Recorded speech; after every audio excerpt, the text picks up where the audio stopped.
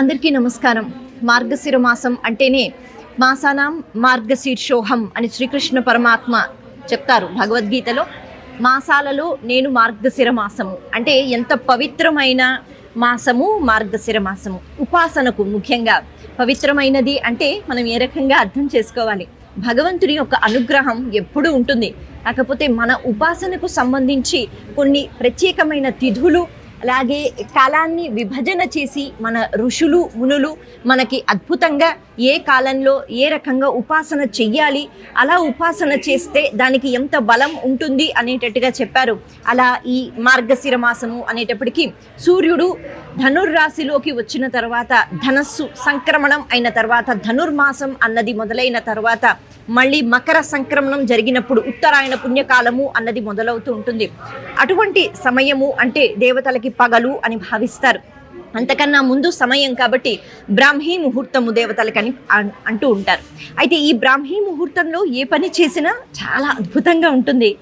అందుకని మన ఉపాసన కూడా ఈ బ్రాహ్మీ ముహూర్తంలో అయితే ధనుర్మాసము అలాగే మార్గశిర మాసము రెండు కలిపి వస్తూ ఉంటాయి. కాబట్టి ఈ సమయంలో ఉపాసన, అలాగే మార్గశిర పౌర్ణమి అనేటప్పటికీ దత్త జయంతి మనం దర్శించుకుంటున్నాం. దత్తాత్రేయ స్వామి వారిని త్రిమూర్తులు ముగ్గురు కలిసి ఒక రూపాన్ని ధరించినప్పుడు అదే దత్తాత్రేయ స్వరూపము.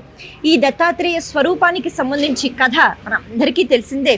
అయితే గురు బ్రహ్మ గురుర్విష్ణు గురుదేవో మహేశ్వర గురు సాక్షాత్ పరబ్రహ్మ తస్మై శ్రీ గురవే నమః అంటూ గురు గీతలో మనకి కనిపిస్తుంది ఈ శ్లోకం. ఇంతకీ గురు గీత అన్నది ఎవరితో చెప్పారు అంటే, ఒకానొక సమయంలో ఈశ్వరుడు పార్వతీదేవితో ఈ గురు గీత అన్నది చెప్పారు. అందులో కేవలం ఈ ఒక్క శ్లోకమే కాదు, ఎన్నో శ్లోకాలు ఉన్నాయి. అటువంటి ఆ గురు గీత, గురు యొక్క వైభవం అంటే గురుస్థానం ఎటువంటిది, ఒక గురువు ఎలాంటి అనుగ్రహాన్ని ఇస్తారు అని చెప్పారట. అందుకని గురువు యొక్క ప్రాముఖ్యత అంతా ఇంత కాదు. అయితే భగవంతుడు అన్నవాడు కేవలం రాక్షస సంహారం కోసమే వస్తాడు అన్నది కాదు.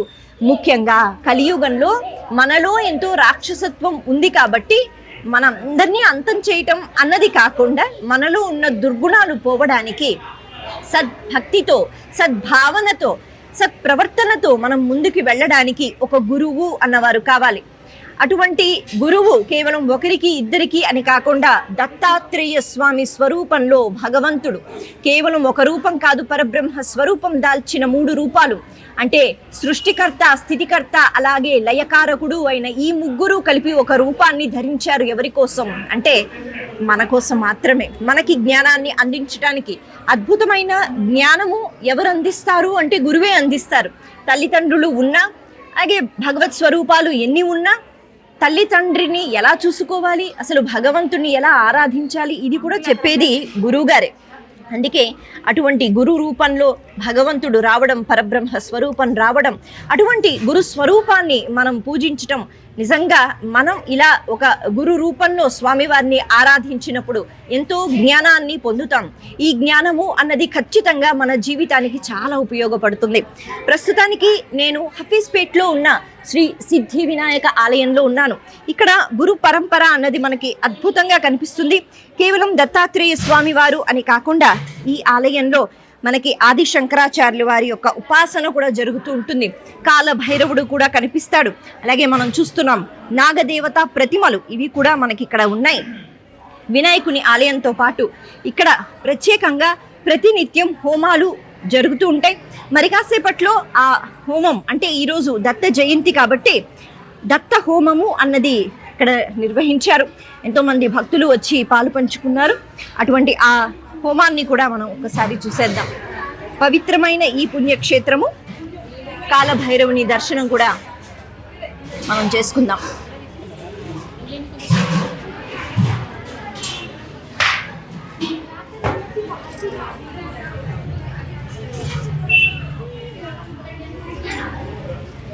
దత్త జయంతి సందర్భంగా విశేషమైన పూజా కార్యక్రమాలు ఇక్కడ పొద్దున్నుంచే హడావిడి అన్నది మొదలైపోయింది. ఎంతోమంది భక్తులు వచ్చి మనం చూస్తున్నాము. ఎంతో భక్తి శ్రద్ధలతో స్వామివారిని ఆరాధిస్తున్నారు. దత్తాత్రేయుడు అంటే మనం గురువుగానే చూడాలి. అసలు దత్తాత్రేయుడు అంటే గురుస్వరూపంగా వీరాసనం వేసుకుని ఆయన కూర్చుని మనకంతా తత్వబోధ చేస్తూ ఉంటారు. ఆయన చేతిలో ఉన్న ఆ ఢమరుకం ఏదైతే ఉందో అది సమస్త శబ్దములకు మూల కారణం అని చెప్తారు. అన్ని శబ్దాలు అందులోంచి వచ్చాయి. ఇక ఆ శంఖము అంటే ఆ శంఖము దుఃఖాన్ని పోగొడుతుందట. ఎటువంటి దుఃఖం? మన మనసుకి తృప్తి లేకపోతే ప్రతిదీ మనం దుఃఖంగానే భావిస్తూ ఉంటాం. అందుకే దుఃఖం ఎక్కడి నుంచి పుట్టిందో దాన్ని నాశనం చేస్తుంది శంఖం. ఆ శంఖాన్ని అలా దర్శించుకుంటే, స్వామివారిని అలా దర్శించుకుంటే దుఃఖానికి కారణం ఏదైతే ఉందో అది నశించిపోతుందని చెప్తారు. అలాగే త్రిశూలం ధరిస్తారు. 3 గుణాలకు, అలాగే 3 అవస్థలు, సత్వ రజస్తమో గుణాలు, అలాగే జాగృత్ స్వప్న సుషుప్తి, ఈ 3 అవస్థలకు ప్రతీక అయిన త్రిశూలాన్ని దర్శించుకున్న మనకి స్వామివారి యొక్క అనుగ్రహం కలుగుతుంది. ఇలా ఎన్నో ఎన్నో ఎన్నో విషయాలు చెప్పుకోవచ్చు. అలాగే ఆవు, ఆ గోమాత మనకి కనిపిస్తుంది. దత్తాత్రేయ స్వామిని మనం దర్శించుకుంటే ఆయన పక్కనే ఎప్పుడు ఒక గోవు ఉంటుంది. ఉపనిషత్తు యొక్క అంటే రూపానికి ప్రతీక గోవు అని చెప్తారు. షడ్వికారాలతో ఈ శరీరం అన్నది ఉంటుంది. జీవులు అలాగే ఉంటారు, షడ్వికారాలతో పుట్టటము, పెరగటము, మార్పు చెందటము, ఆ తర్వాత మళ్ళీ క్షీణించిపోవటము, మళ్ళీ శోషించిపోవడము, అంతమైపోవటము, ఈ 6 వికారాలు. మరి ఇవి తప్పవు. కాకపోతే ప్రతి ఒక్క వికారంలో కూడా మనము అవతల వాళ్ళ శ్రేయస్సుని కోరుకుంటూ మనం ఎప్పుడు ఆనందంగా ఉండేటట్టుగా ఈ వికారాలకు పూర్తిగా భిన్నంగా ఏదైతే నశించిపోదో అది ఆత్మ అని మనం అంటూ ఉంటామో, అటువంటి ఆత్మ ఏదైతే ఉందో ఆ ఆత్మ అన్నది ఎప్పుడు శాశ్వతము. అందుకే ఉపనిషత్తు అన్న వెంటనే ఉప అంటే సమీపంగా ఉండటం, ఆత్మకు సమీపంగా ఉండటం మనం నేర్చుకోవాలి. షడ్ ఏదైతే ఉందో అంటే దాన్ని నశింపచేసేది అని అర్థం.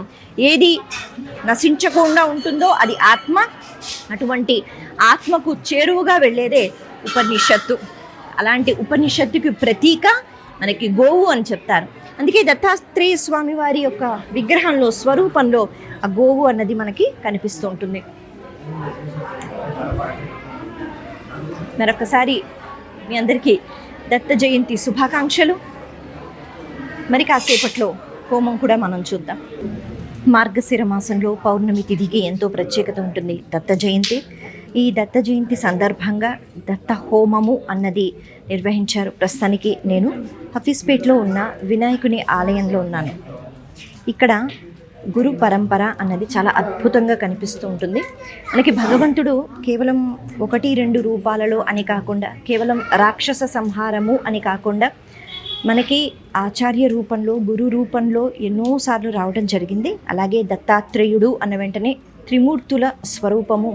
ఆ త్రిమూర్తులు కలిపి ఒక రూపాన్ని వాళ్ళు ధరిస్తే అదే దత్తాత్రేయ స్వామి. అటువంటి దత్తాత్రేయ స్వామి ఒక జయంతి ఈరోజు కాబట్టి మనం మనస్ఫూర్తిగా స్మరించుకుంటున్నాము. అలాగే ఇక్కడ ఇప్పుడే ఈ హోమము అన్నది చేశారు, యజ్ఞము అన్నది చేశారు.